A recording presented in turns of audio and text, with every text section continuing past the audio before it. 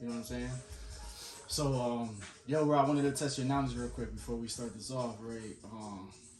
Have you ever seen this bandera before? And if you have, because this is a Boricua interview, right? El grito de lares. Yeah, I got my grito. You could hold the other side real quick. Yeah, for sure. This corner. Right, I got my grito flag, my lares flag. Yo, what do you know about this flag, bro? I know this is a revolutionary flag. This was when we were fighting for our independence. Okay. Away from the Spanish. Yeah, I know it was inspired by also the family in the Dominican Republic. Okay. Yeah, you definitely hit it on the head, cause I'm sure you know, I've heard you quote quite a couple times people like Albizu Campo. Yeah. You know, and you also have somebody, Ramon Emeterio Betance, who paved the way for Albizu Campo. Right. And Ramon Emeterio Betances was responsible for creating una guía, or a guide for the Atlantis Islands or the Antillas to like unite. So between Haiti, everybody was trying to just gang up together to fight these motherfuckers off from essentially stealing our Moorish estate, which is pretty much our bag. And Mariana Bracetti, they call her Golden Arms. She actually sold this herself, and it was actually like confiscated by what they call as like Spanish soldiers, and they like held it up, which is what seems to be like the revolving door with all these like extreme black supremacist and white supremacist groups in America. They seem to like follow this code where like if we conquer your shit, we take it and we hang it up. So same thing has been done with the Confederate flag. Same thing has been done with also Kanye West recently with the fucking whole KKK thing, like flipping the script. Yeah. And because there's a deeper history to that as to like how the people in this continent have been using that to terrorize essentially original peoples, but original peoples was doing that over in Spain. So it's fucking crazy. I feel what you mean, like taking things and reversing what they mean, and trying to like use it as like a sign of like conquering. Yeah, pretty much. Dominance. You know what I'm saying? Like, no, this is not yours anymore, this is mine, and I'll represent it like this is what it means. It's good for us, it's bad for you.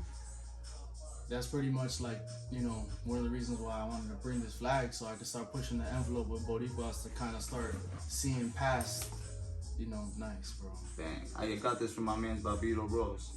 I don't know if you know who he is. That's what's up, bro. Yeah, I mean, that's ultimately what I want to see, more people flying flags like that, and more like old glory flags, which is the Al-Moroccan flag, all red flag, which is essentially talking about the bloodline. That's getting strictly to the bloodline, and we're talking about a bag that's owed to us all the way from fucking Hindustan to North Africa to the Caribbean. So it goes much deeper on many levels, but I'm encouraging more Boricuas to just start like, you know, taking pride in the fact that like, fuck it, Columbus and Colón and all these motherfuckers, they weren't fucking Khazarians, bro. These people were African, bro. Like, these people have been whiting out history. Abraham Africanus, like mad people in history have always been mulatto or Moorish, but they whited out to use it as like a reverse psychology to conquer lands and shit. And that's something that Alcir the Ducateers, which I believe your brother has learned, right? Yeah.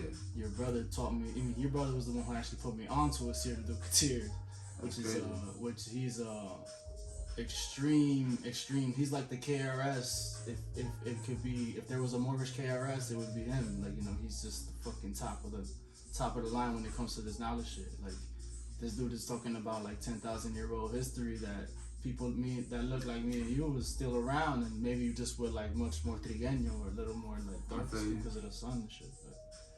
But that's interesting. Yeah, I wanted to. You came with a perspective and a thought process towards all of it that I haven't heard from anybody else. That's what more is. And it's crazy that you know my brother is learned. That was crazy. That kind of blew my mind. I was like, wait, what? Alright, word. So, I wrote a book, bro. It's called Boricua Yorkino, kind of pushing the envelope on the aspect of how continental Americans could be born in America with like 5 nationalities, but now you're reduced down to just being a nigga, or now you're just reduced down to just being some Latino. So I wanted to write this book to kind of say like, well, I'm Boricua, I'm Cubano, and I'm also New Yorkino, but I'm also Americano. I'm also this, I'm also that. You know, the lines that these lunatics in the de facto realms of the United States and their subjects, they like to constantly say that you're black, you're white, you're this, you're that. But once you get to this Moorish shit, you really start to understand it's a much bigger picture. So I wanted to gift you this, bro. It's my book exclusively. Thank you, King. Absolutely, man. I was looking at it too when you put it down. I was like, oh, it has his name on it. It definitely wrote it. Damn, it is amazing. Absolutely, bro. So I'm just gonna take it as you're down with more. Absolutely. For sure. Got you. Absolutely, bro. I have quite a few questions for you, man. You know, the book is really centered around like a hip hop approach. You know, I wanted to embody myself as a Moorish and a hip hop author. So it's interesting, yeah. I felt like it would be a perfect time right now to actually be submerged in hip hop, speak to somebody who embodies hip hop. You know. That's interesting. I like this. Thank you. Absolutely, bro. I appreciate you. I really appreciate you, man. Nice. And thank you for taking the time out tonight, bro. No, So, for sure. Yo, you know, first and foremost, you know, I want to applaud you, bro, for your like,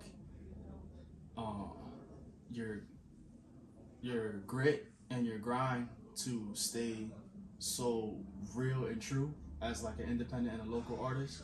You know, because we have so many people like, you know, Bad Bunny and and Jennifer Lopez and all these people that are in the industry that kind of make us look like the laughing stock of the world, especially as Boricuas. So I want to give you like, yo, bro, you know, much respect. I appreciate you, yo, for real. Because you don't make us look like, you know, clowns and shit, you know, so that really means a lot, bro. Like to see you guys like staying true to hip hop and just kicking in the door every time, like staying that true. Means a lot. I'm not gonna hold you. I appreciate you, bro. Yo, man. So first and foremost, like, how'd you come up with it, Kibohiti? Like, what's your name? And like, just tell the people like, what is it that you do, really? Well, the name Kibohiti. You know what I'm saying? I'm a hip hop artist. I'm a father. I'm a brother. I'm a son. You know, family first for me. I'm part of the crew 7 Tribes. 7 Tribes came before Kibohiti. So, that being said, Ki, Earth Spirit, Bohiti, Healer. You know what I'm saying? But they're both Taino words. I learned these words and a bunch of other words through just looking up our culture, you know what I'm saying? So before 7 Tribes, before Ki, before all of it, I was doing my own knowledge of self, I guess you would say. Finding it through 5% knowledge, having people around me that were on the 5% knowledge that were actually involved, you know what I'm saying? So that's kind of where it drew my inspiration to create the music in that aspect, you know what I'm saying? So like even with the name 7 Tribes, the number 7, God, tribe, family, 3 eyes, mind, body, soul, knowledge, wisdom, understanding, man, woman, child, you know what I'm saying? That's what the 3 eyes represent, third eye. So it's family, the enlightened family of truth, just to say the least. What are some of your favorite Boricua artists, man? Like, who are some of your favorite Boricua artists in general? In hip hop, first of all, we're gonna rock with Pun. You know what I'm saying? One of my favorite artists is Hector Lavoe. Hector Lavoe is probably my favorite Latin artist in general. You know what I'm saying? Dego. Yeah. You know what I'm saying?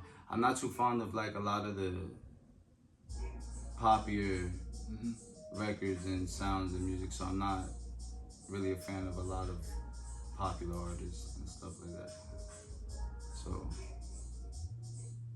Dego for sure, like I said, Hector Lavoe, Pun, Terror Squad movement out here in the Bronx was crazy, and we've, through family, got to be around some of that, you know what I'm saying? So yeah, bro.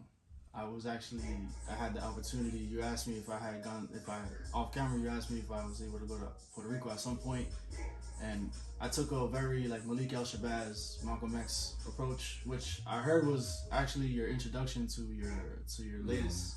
Latest. It was another inspiration of mine. So I kind of took a pilgrimage to Boriken, and that's where the book inspiration kind of came from. And I actually got to playing congas for the first time like ever in Ponce with a whole bunch of guys that kind of like grew up like with Hector Lavoe and shit. So that's pretty amazing, you know, the fact that this is all coming full circle, you know. Yeah. My father really put me on to Hector Lavoe. Like growing up, like that was something that was big in the house. I like Mark Anthony too. I act like I don't like that. He got good energy. He got some good energy. He has some good music and stuff. His personal life and his career moving forward, from that, I'm not fond of it. You know what I'm saying? But some of the music is good. Mark Anthony is actually my strongman, bro. That's my government name, bro. That's hilarious. You know, considering that, you know, you're growing up in 2025, you know so much about the 5% information. You're embodying, you're living hip hop, and you know, one of the biggest issues that we have, that I noticed in New York, in New Jersey, and also places like Atlanta, only the places I've really been to, so like Atlanta and PR, there's especially at 2019, there's a serious mental health issue. Like a lot of our people, especially in the diaspora, they have like serious mental problems. So what is some advice you could give, you know, considering that, like, you know, especially as an MC, you constantly have to be like using your crown chakra. You have to constantly be in meditation and thought, and sometimes that shit gets mixed up with, you know, a little drink, little bud. But, you know, how do you stay grounded, bro? Like, how do you keep your mental health? Because moving forward, it's just not gonna get easier, considering that our perceptions are constantly being shaped by like commercialism and shit. That's a crazy question. I'm not gonna lie, because I've also myself dealt with like struggling with like my own mental health. You know what I'm saying? Likewise. Especially being an artist. You know, I feel like the more I started creating and making music and painting and doing these things, it helped me to look at myself. Like reflections, you know, all the artwork, all the music, everything, every t-shirt is just a reflection of myself. So I get to see myself from a different view, and it helps me grow, it helps me heal, it helps me change. And I look at myself and I take full accountability for myself when I do these things. Like, I try to be as honest with myself as possible.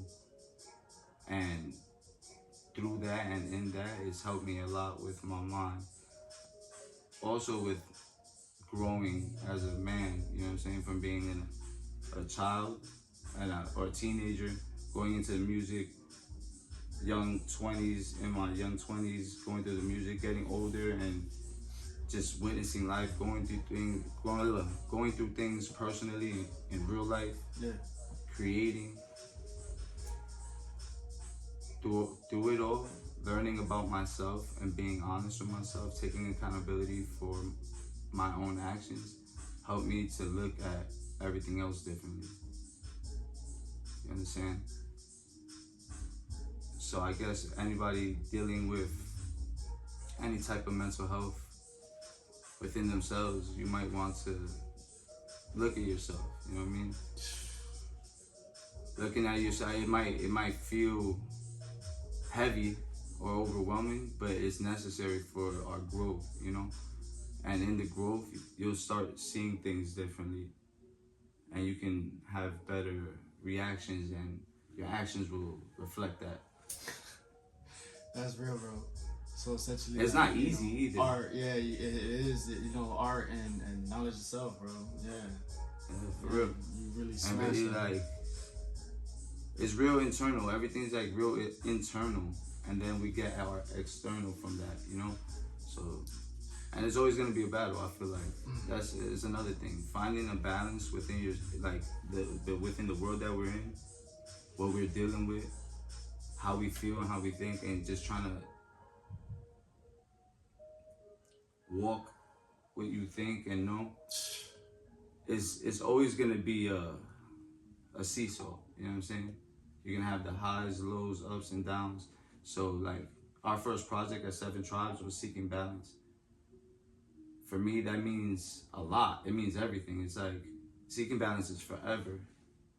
Until the day we die, we're always gonna continue learning something, changing, growing. And as long as we could be patient, not with just the world outside, if we're patient with ourselves and each other, it'll change the way we feel and think and see everything else. You know what I mean? That's beautiful. Yeah. Prophet Noble Ali actually says more is study, study, study. But when you run out of things to study, just study yourself and just keep studying yourself. Yeah. So I feel like that showed me something else. It made me love myself more. Absolutely. You know what I mean? And without that, then life gets a lot harder without that. Yo, I have a serious question, man. So we see these dynamics within hip hop. Like for example, we're gonna keep it in the family. So we can talk about Terror Squad and you know how Joe has been publicly like denounced by Lynx on aspects of like doing grimy shit, leaving puns children behind, and you know not sticking to the code of trust. So you know another dynamic will be like for example like these industry people. Example like you know you have like these Tego Calderones, and then you also don't you have Residente, but you don't see them coming together making fucking powerhouse albums to Yeah. and they're contemporaries in the same island, same place. Yeah. So what could we do, whether it's a young cat in Newark, whether it's a young cat in Boriken, anywhere in the country as an artist, what could we do to essentially put aside like our ego and our pride to like get to the goal, get to the mission?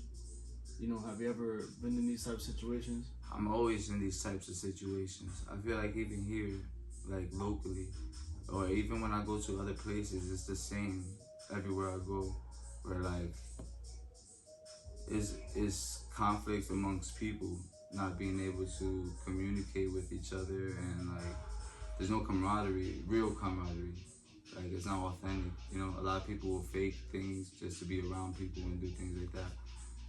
And people are not being genuine. It's hard. Like how you said, ego and pride, like that is, that's the question I still ask myself. Like how can we get rid of that in order for us to be able to communicate in a way where we could come together for the overall goal? You know? I'm actually working on a show right now that I'm throwing July 3rd called the Let's Get Free Festival.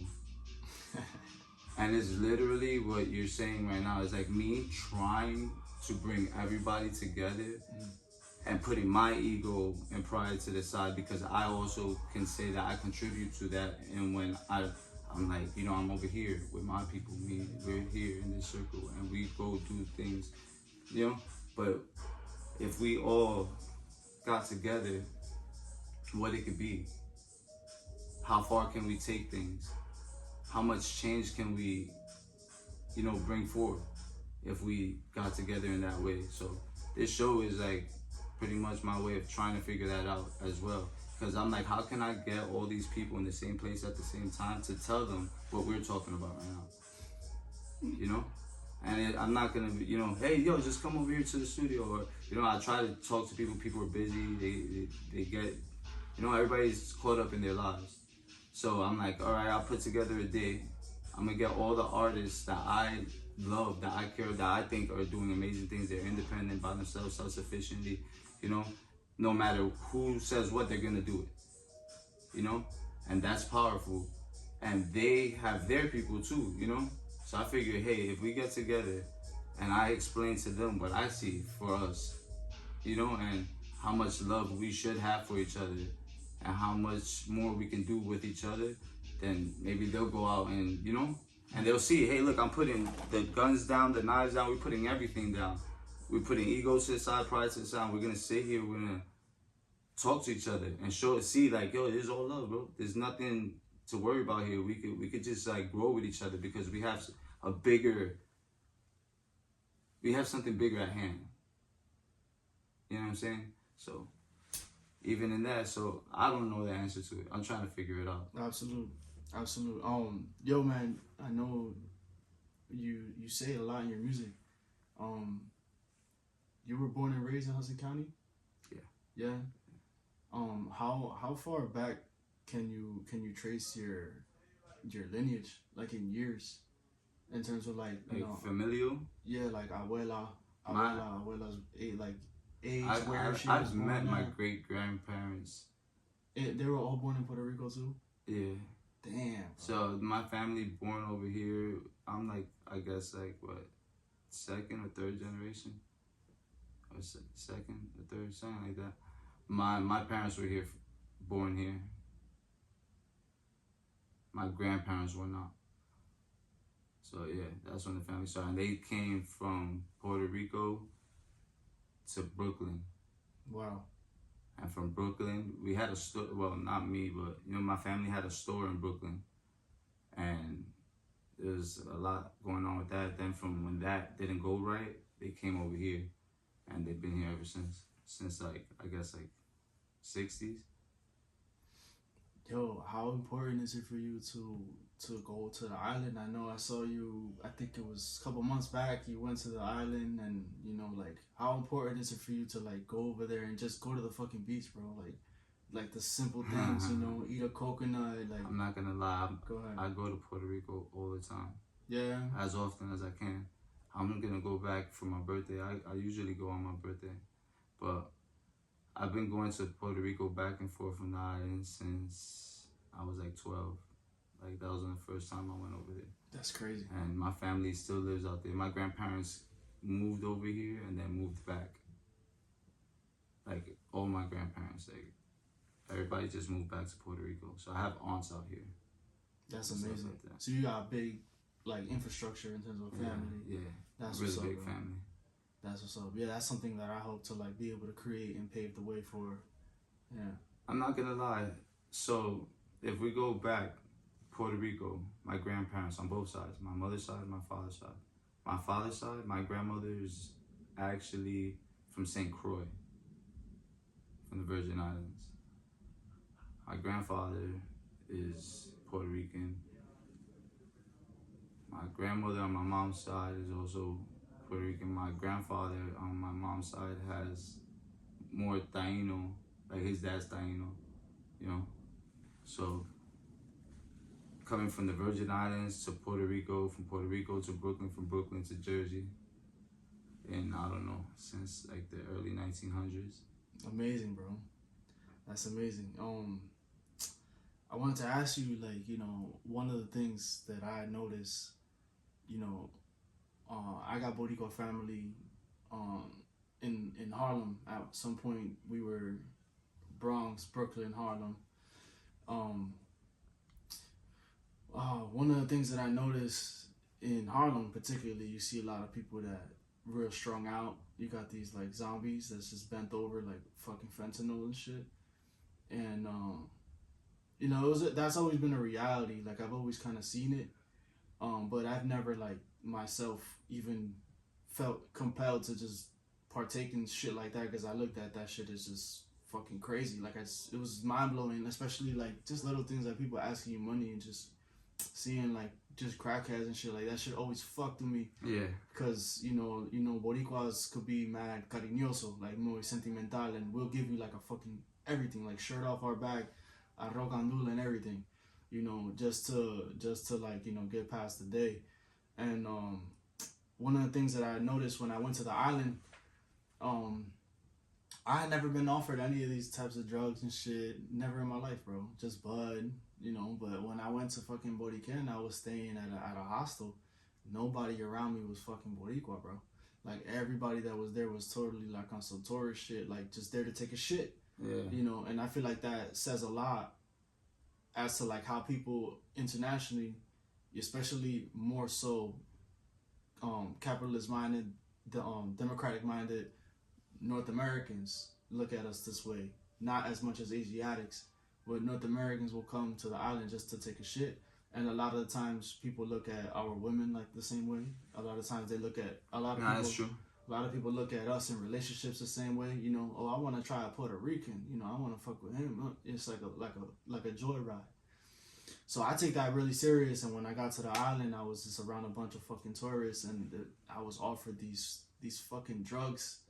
I'm looking at these guys. Some of them are like full blown Nazis. Like I guess Puerto Rico is cool with having people that's skinheads and these motherfucking cokeheads and these people that party till like 4 a.m. and just shit all over San Juan. So that's my mentality. Like me coming from here down there, I'm looking at shit like a fucking like I'm looking at things like a king. I'm not going there like as a tourist. You know, I'm looking at it like this is one of my kingdoms. Like what the fuck is going on here? So that's some of the things that I saw when I was in you know Santurce and Perla and stuff like just looking around. And I was like, yo, what the fuck is this shit? It's like, very touristy. I tell people all the time, when you go to San Juan, that's not Puerto Rico. Yeah, exactly. Like, I swear, you'll find spots, but it's different when I go to my family's house. When I go to the house, we're in the south of the island. That's Guayama. Guayama's beautiful. Yeah, Yauco, Ponce. I went to the skate park in Guayama, bro. It's fucking dope. Guanica. Yeah, it's crazy, bro. I used to play basketball out there and baseball with my cousins. Crazy. Going to the stores, going to somebody's house. Yeah. Like, it's different. It's even different today than it was when I was growing up. Wow. So, like, I've seen the island change. Crazy. That's my question. Like what are some of the like issues you see on the island, bro? There's a lot of issues, man. From the gentrification, like the same thing that they're doing here in Jersey, Brooklyn and America. You know, just colonization is at like 1 billion. Facts. 1 billion. Luma, the company being owned by the people who are colonizing us, lights shutting on and off, the people coming in for the tax breaks, the millionaires taking all the beaches, all the land. Pretty soon, what they want is a Puerto Rico, is a boriken without Boricuas. You know what I'm saying? So like the problems are numerous. It's too many problems. When I look around, I felt like I was telling my brother, I was like, I don't see as many fruits growing as there used to be. That's a fact. I don't hear the coquis as often as I used to. I don't see as many animals as I used to. The iguanas, the lizards.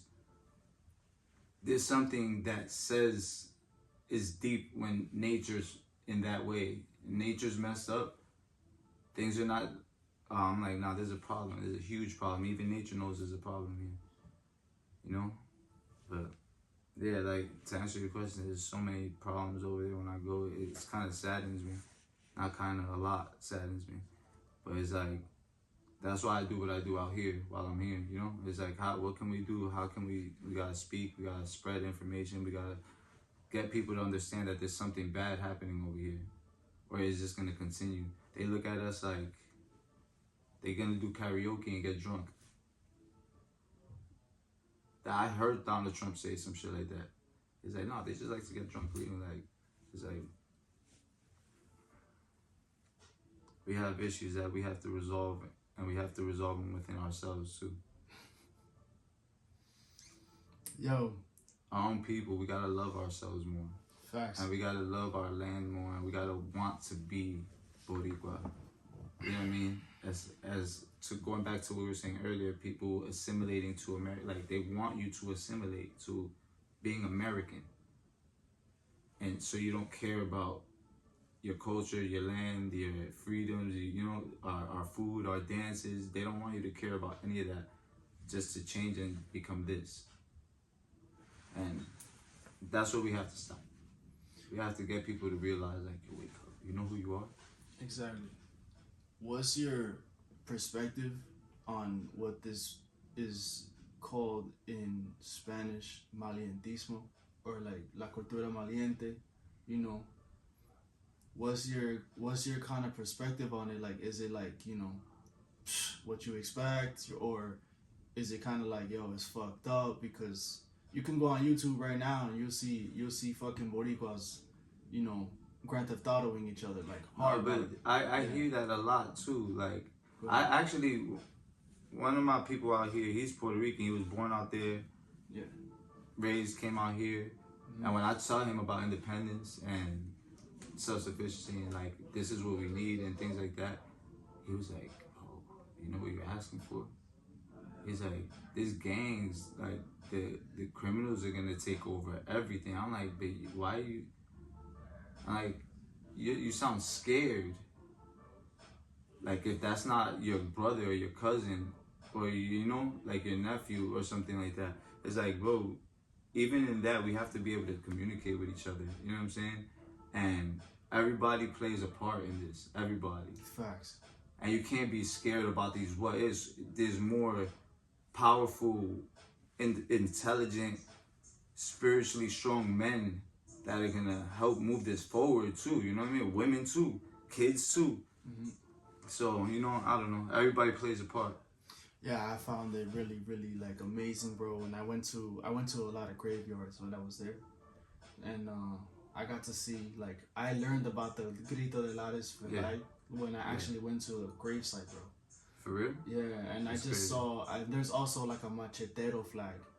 There's another flag is all green and it just says like macheteros on it. Yeah. And when I just was looking at the grave, I was just like, it was like a Super Saiyan moment, bro. Like I was just like fucking goosebumps. Like I felt like the dead were just running through me, like going into my body type shit. And I was just there, and I was like, that was the first time I left that I actually understood like, you know, Maliantizo.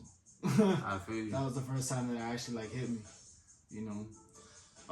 It's funny because I said to my boys when we walk on, I'd be like, yo, we're maleantes, yeah. Yeah. I think, you know, us growing up here, I think that we're relatively like very bright, outspoken people, bro.